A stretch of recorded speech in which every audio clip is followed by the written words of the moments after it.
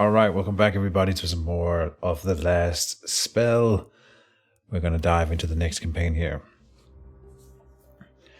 The first series was relatively well received. I'm very happy to say so, and I'm glad you guys are enjoying the show.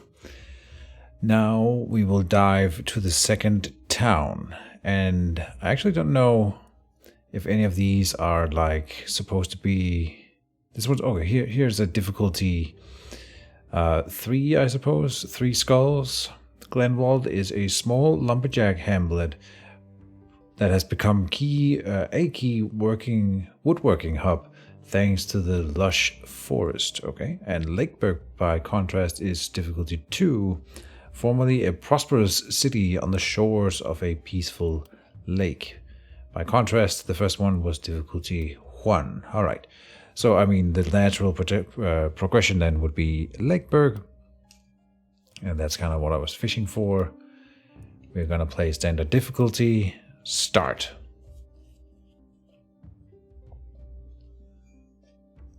Loading.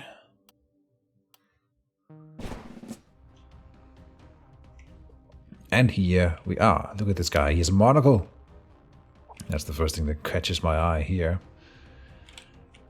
So this town looks a lot like the one I was playing before the update. The starting town in when the game was released. You can be attacked from all four sides. And who do we have to defend the town? We have Albrecht with the monocle here. He is carrying a knife. He has a physical focus here. He's a cook, meaning he does a little bit less damage, but then he has more health regen and daily mana regen. Okay, not too bad. He's got back pain. -2 back slots. No back slots at all. I've never seen that before. That is a really bad trait. But he's got giant blood, so 40% extra not percent, but 40 extra health and -6% dodge. So he's very high health, like an HP tank, if you will, but lower dodge then, and more daily health regen. Okay, so we might turn this guy into like a full-on tank kind of thing. Maybe he can front line and just block with his body.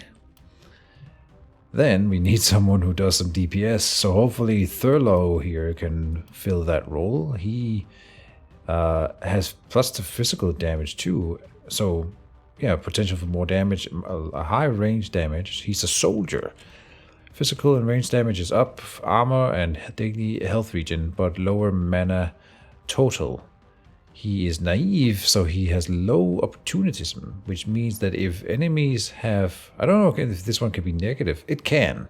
It can go below 100% damage against people who have a debuff. So when people are debuffed, he does less damage to them. That's kind of interesting. Then he's worried, so he has extra dodge chance, but lower health and lower daily health regen. 2 negative traits again. Wow. Okay. But the damage is up, so he's like a glass cannon then, if you will. That's cool. And then finally, we have Leyland. Leyland then must be our mage. He does magic damage and high crit, it looks like. He's a wizard. I love that. As a wizard. With extra magic damage and critical indeed, but lowered mana and daily mana regen. That's a bad wizard.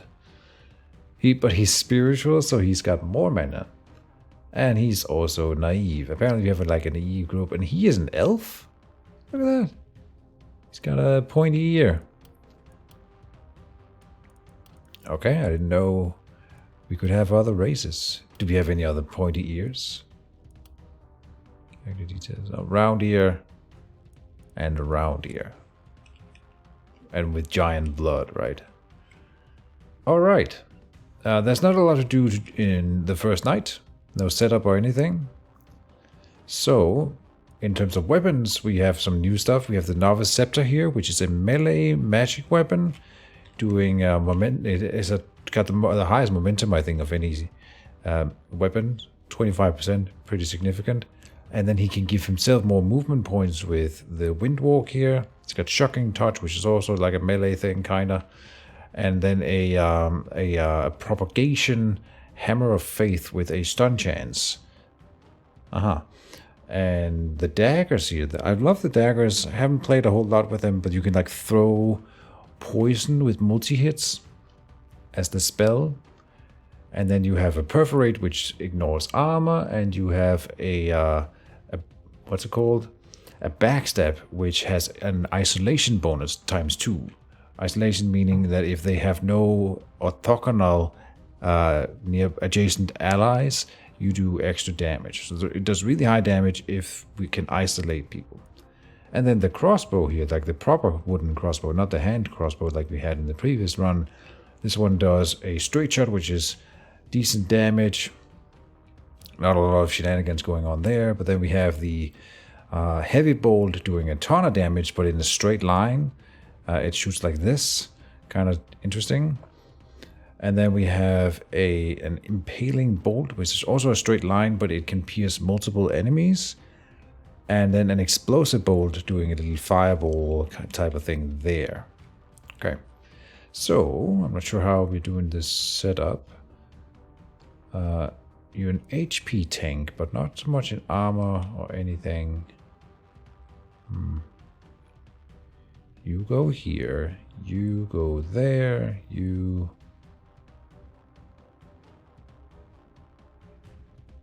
There.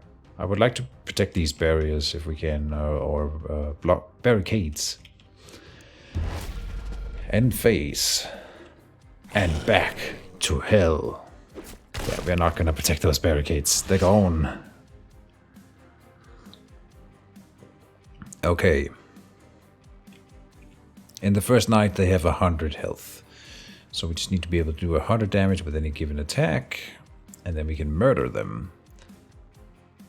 Oh, it might have behooved me to put this guy on like the side. Like way out here. And so he could have done an impaling bolt through the line. So we might want to just like move him to the flank if we could. We do have some armor dudes here with 105 and then 50. So 155 damage to take them down. But the poison throwing daggers can take them down. And there's another one there. So if I could hit all those three with a poison dagger, we would be in the green. Heavy bolts will take out one enemy. Just like that. And they are inaccurate, so you double the dodge chance. For the dodges, that is important. We can technically one-shot these armor dudes. Huh.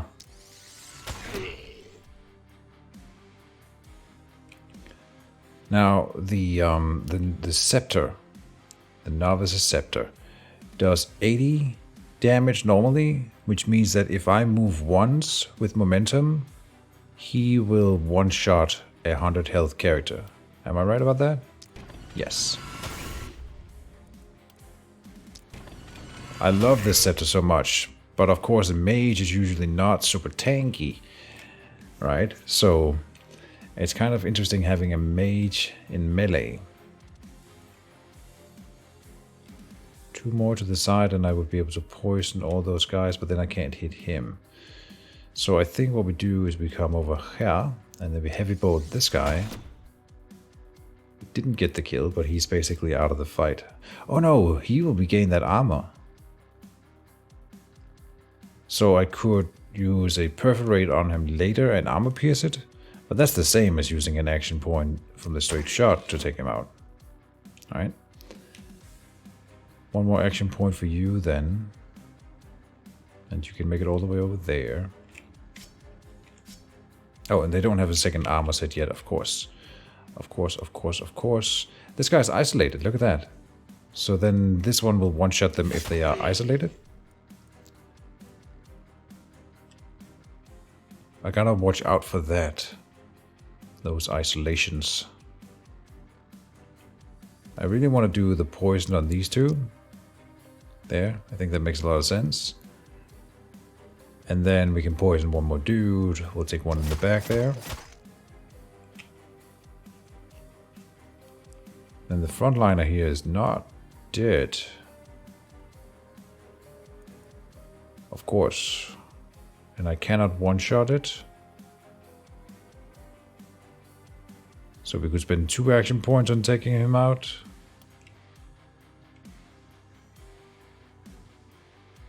If I could kill him, he would be isolated, but we can't. We can give Windwalk, which is more movement points and extra dodge, but not extra action points like we had in the previous series. 2 more action points for you.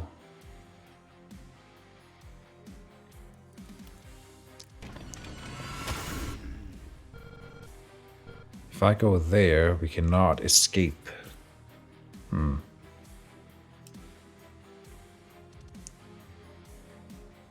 Yeah, we gotta run away. We don't want to take too much damage with our characters this early on. I say we eliminate the frontliner there.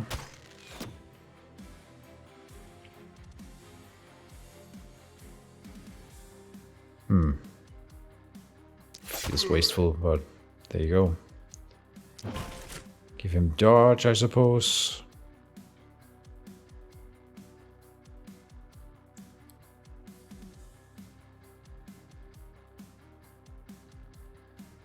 There, that makes this guy stop short of coming to that tile. And over here we want to go away on the side so we can do that impaling shot. Okay, are you in the safe? In the green zone there? Yes, you are. Good.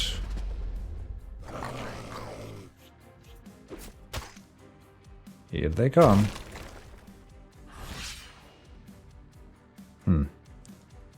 That is a lot of enemies. Oof. So impaling shot can hit up to 4 characters in a line up to 3 tiles away from him. So you could do like here, for example. That's an option. That's the best we can do. It doesn't make sense to hit the poisoned characters. 3 here would not be the worst. There's 3 here. For 2 mana, I'll do the 3. We can one-shot you, I think. Not like that. We need more movement. So like this. Kill you. Now we gotta start retreating. So here. And once again, he only killed 2 characters. Oh, sorry, 3. Not spending all of his action points to kill. There's an isolated character here.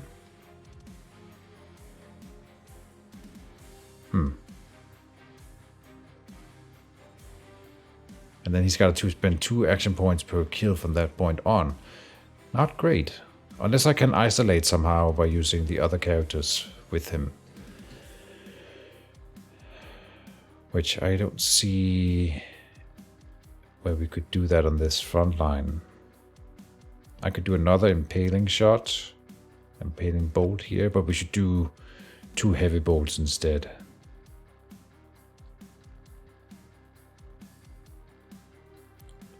So come down here, heavy bolt. Now, and this is a dodger, so you don't want to use heavy bolts on him. Kill you. And that is all of his action points. Gotta come all the way over there. And you can kill a dodger.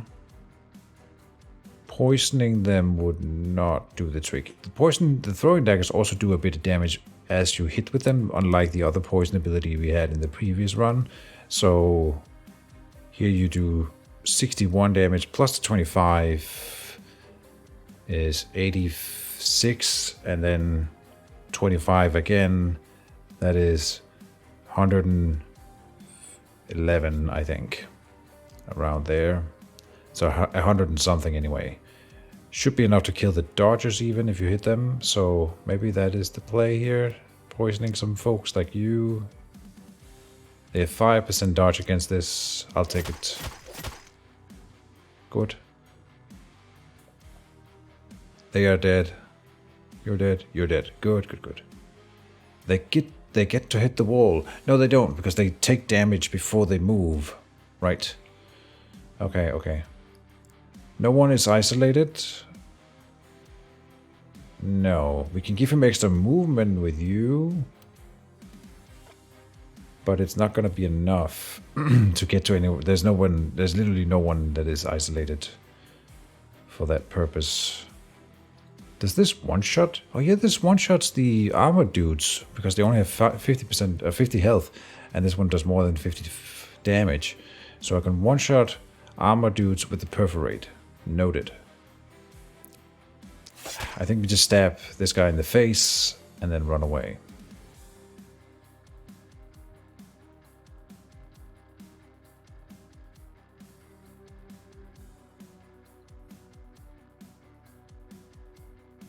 Move one more. Oh, he's out of movement. Okay.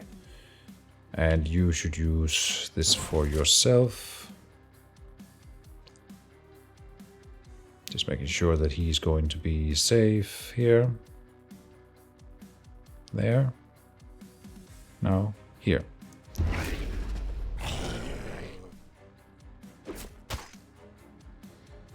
My wall. My beautiful wall. Yeah, this is kind of bad. I feel overwhelmed. Hammer of Faith. These two are dead. But they're not. That doesn't make him isolated yet. So the poison doesn't really play into the isolation thing. Interesting. Got some nice impaling bolt setups. That helps. But I still feel like we're not thinning the herd enough. I guess I gotta do another impaling bolt like here. This one hits 5 targets technically, if we can find a good spot for it. No.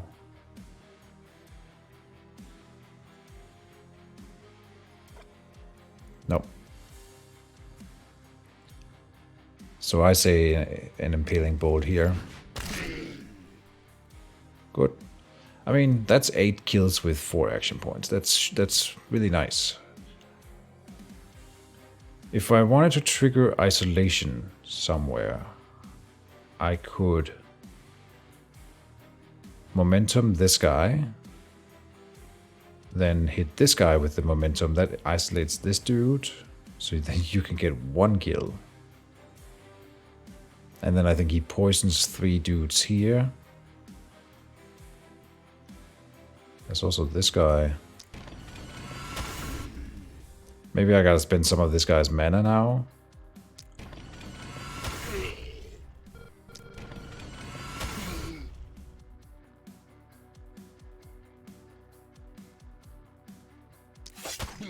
Backstab him. Poison. You, and you. Good.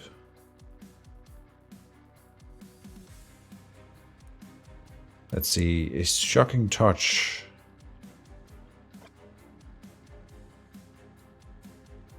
We don't really have a spot for that right now.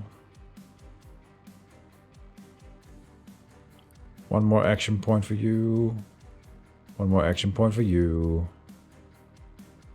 If I move in here, we can't get away.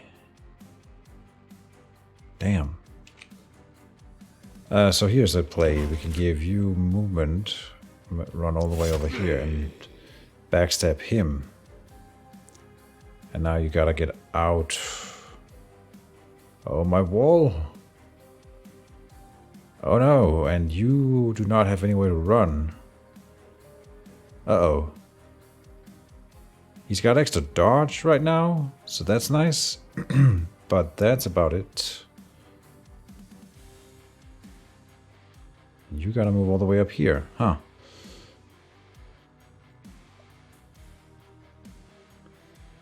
Where can I go so that you don't take damage? I don't think we can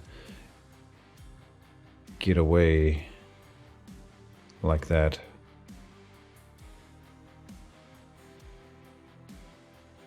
Here? Oh, he might be smacked from several sides here. Uh-oh. Maybe if we go on the side. They might not want to follow him because I think they're pressing towards the middle.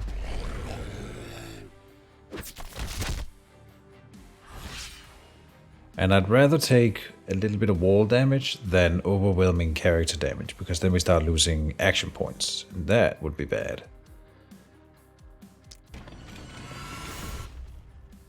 Oh, no way. Don't dodge. Okay, so maybe it's time for the Hammer of Faith. It doesn't do a whole lot of damage, but the stun chance might afford me a little bit of breathing room here. Or we could do a Shocking Touch, which does 96 to 116, so fairly decent chance of hitting. Oh, sorry, killing. Killing up to 4 with 1 action only. Oh, this is a spell that only costs 1 action point. But there's not really any good setups for it. Look at that. If I kill you, here is a decent Shocking Touch. That leaves you with 1 action point. This guy comes in here and perforates him and perforates him. That isolates you.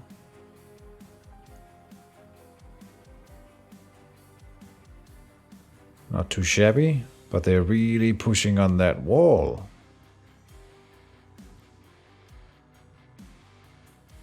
An Impaling Bolt here.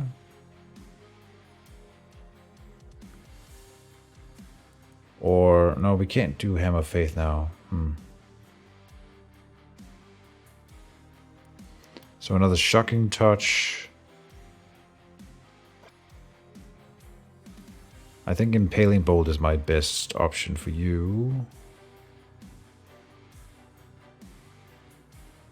Oh, this here will isolate that character up there. Good. Giving you another 1 action kill.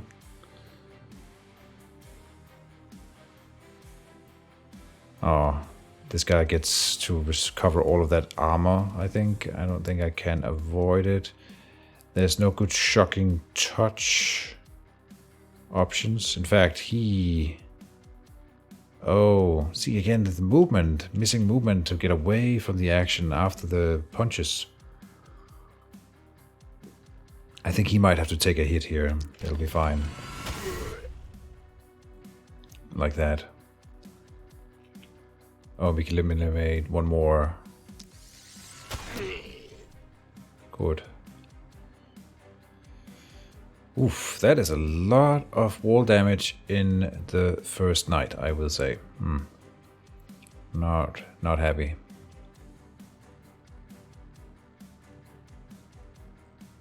Are you in danger here? No, you can even step 1 time to that side. Not sure if that's better than being here. Doesn't matter. In turn. Okay, well, then she's not hitting the wall, so there's that. Okay, what then? No one is isolated right now.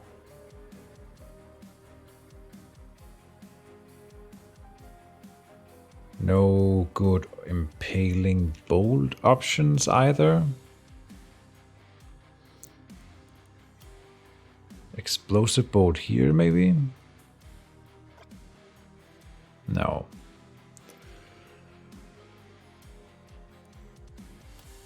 The Hammer of Faith.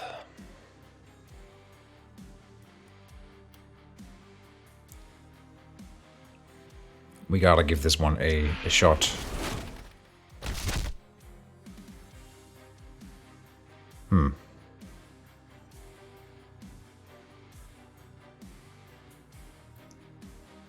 I'm not sure I feel that was helpful.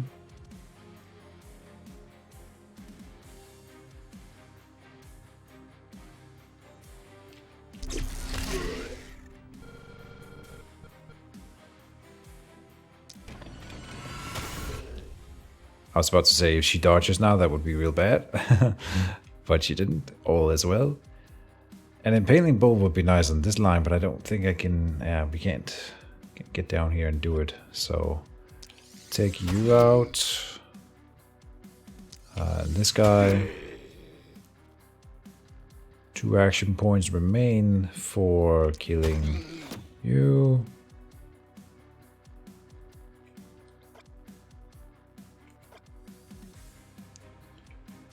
%4 dodge, but why would I mean, it's very low, but why would I give it a dodge chance if I can do it, hit it here, and then there's no dodge chance? Yeah. Then we can perforate armored dude here. If I double backstab one claw, I get a one-shot kill on this guy. We really need to get him a different weapon set to back it up. It's nice to have the daggers as like a backup for when it is good, but it is not right now. Who does the most damage, a claw or an armored dude? Oh, same.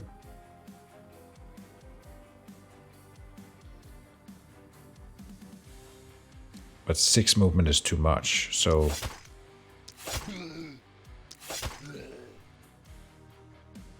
And one more action.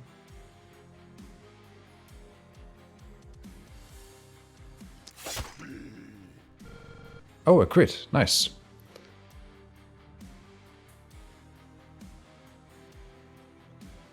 I'm wondering if I should face tank a little bit. How much... he heals 22 between missions, so we're not using his full heal right now.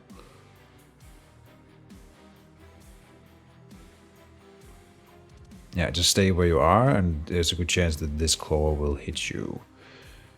And for you, you have already face tanked too much, so you are running away. Okay. Yeah, that's fine.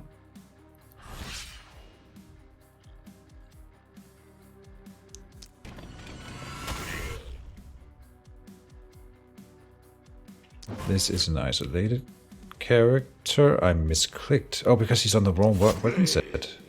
Oh no. I think we're good, but still annoying, of course.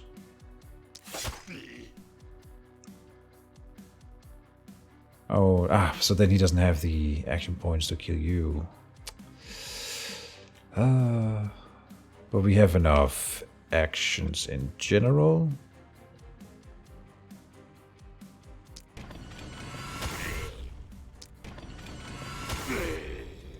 Yes. Okay. First night completed. But what a mess. Good stuff.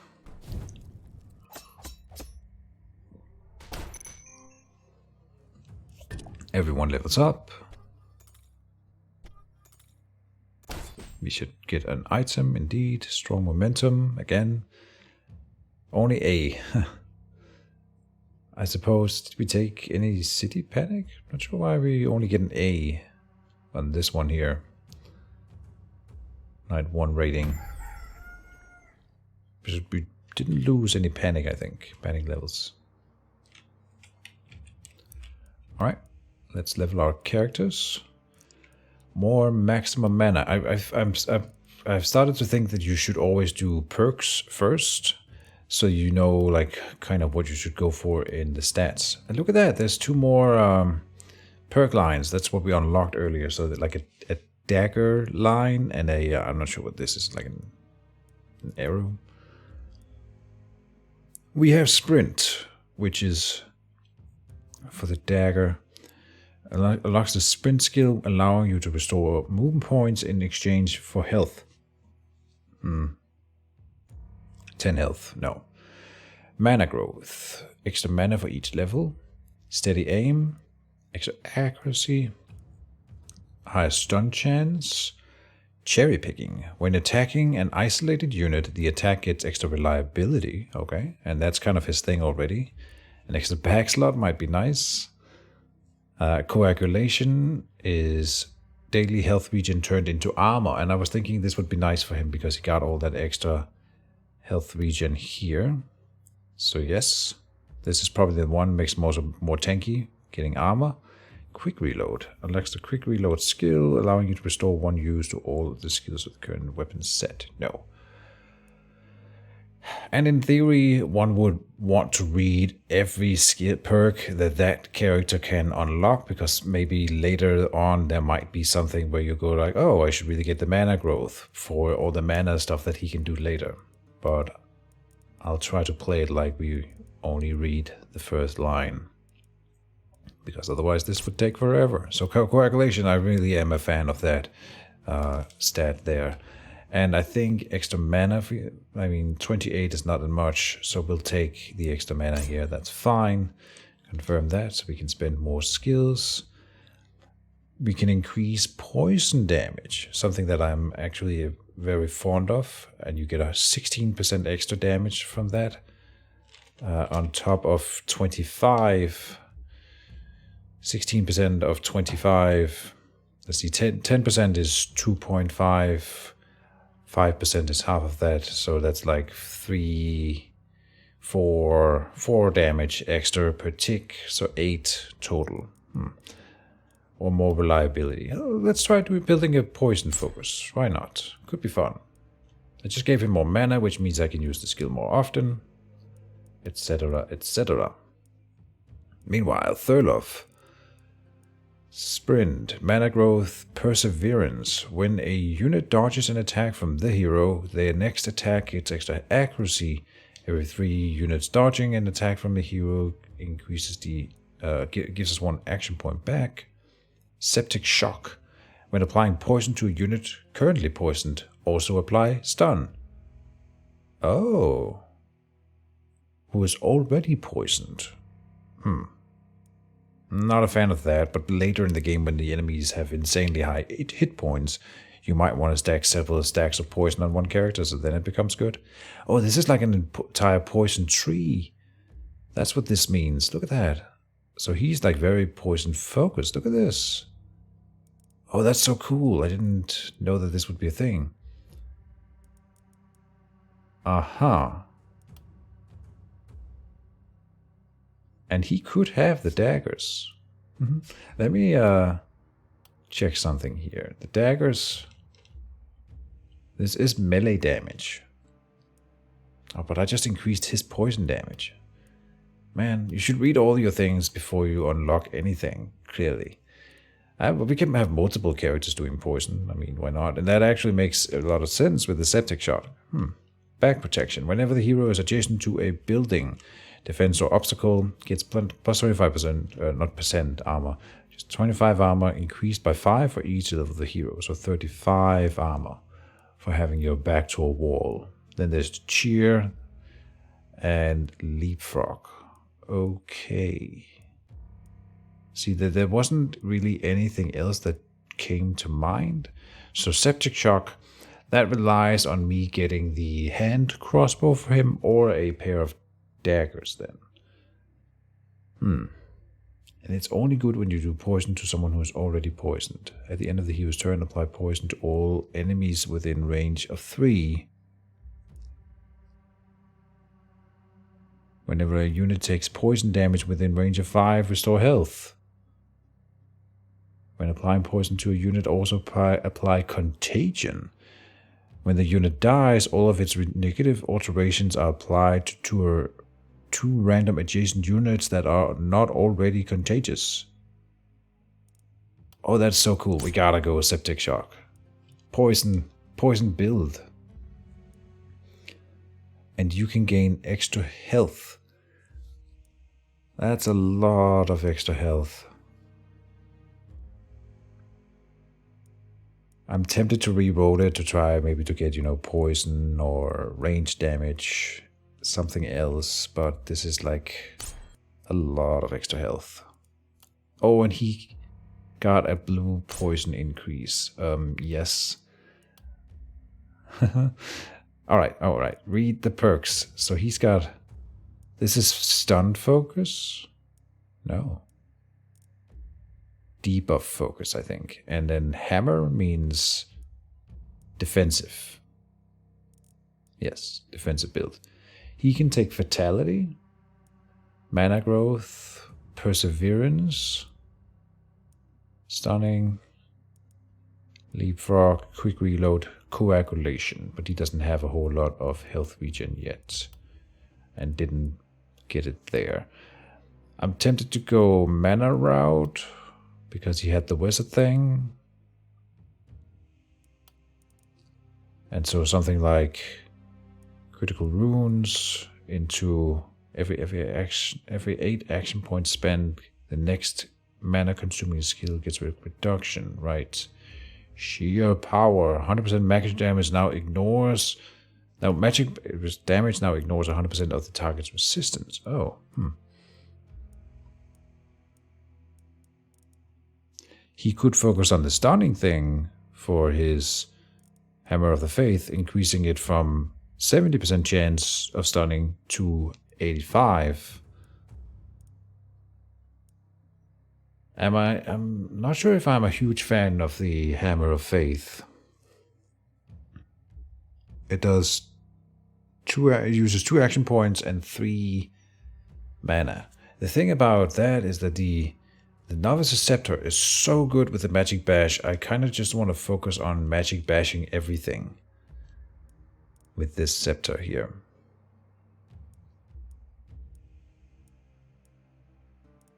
But there's not really anything that plays into that. That would be Perseverance, I suppose. Do you have like extra accuracy or anything? It's at 0 right now.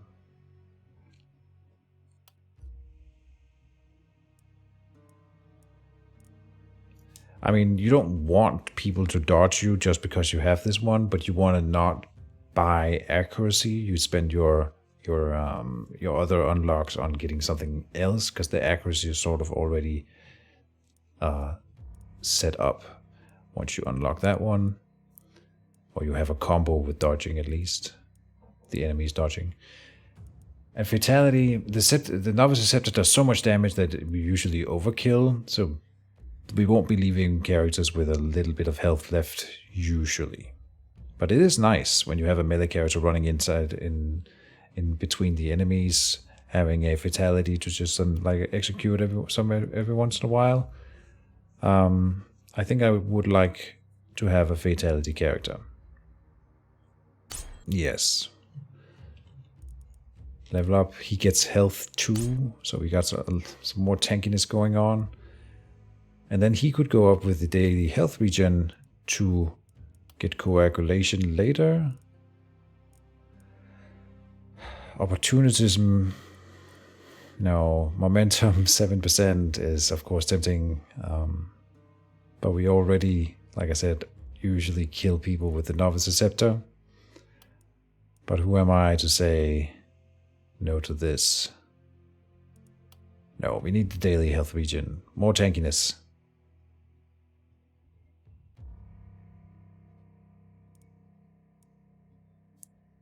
Yeah. To get coagulation later. It's a nice combo. Alright. They're just coming in from one angle over here.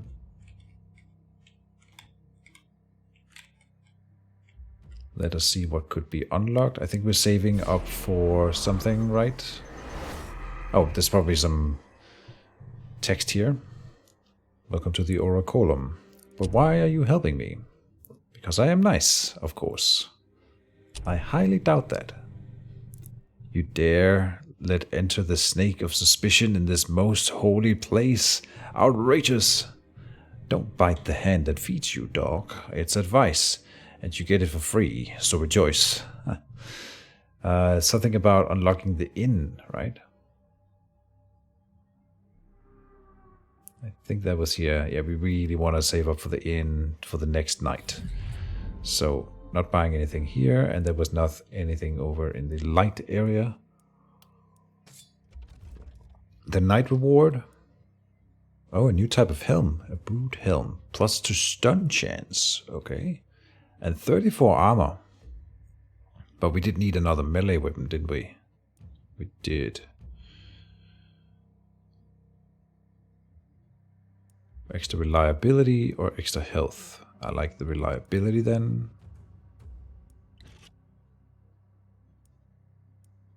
Oh, so maybe I just buy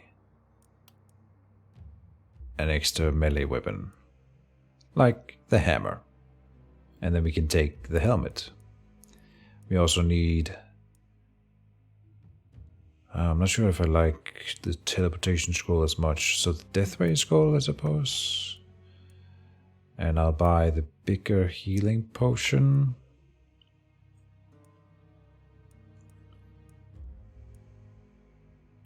We will buy... Oh, there's different bows here. Short bow and a wooden short bow. What's the difference? Wooden short bow? Short bow.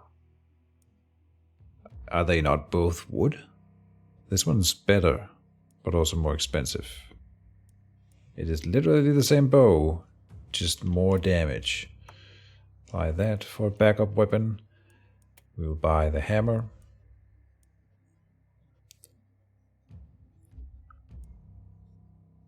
Should we buy the Novice's Tome of Secrets for 22? So everyone has a secondary weapons already. It is nice giving the guy with the scepter a ranged attack. So here, an extra weapon for everyone. It is a good idea. That was all of our money, but still.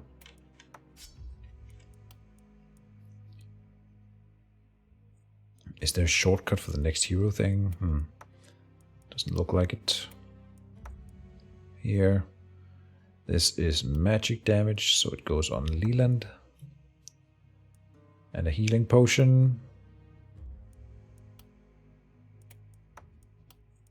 The no bag slots on you is going to be hard for me to work with. We take the helmet. And I don't see why we wouldn't put it on the guy who can actually stun people. Seems like the better play. Here. Look at that. Cool helmet for... This is a very, like... what we will call it a battle mage. I love that.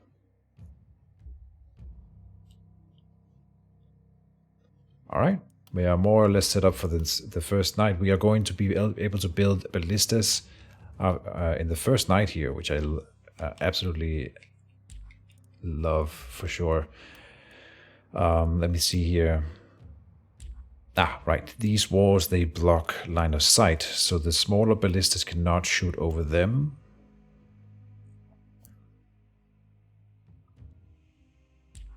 We also have some workers that will tear down a building for me. And I think I will focus on materials. No, we also need the gold. And if I do gold, we can build 2 small ballistas. So we will. Here, construction mode. Small ballista. Here.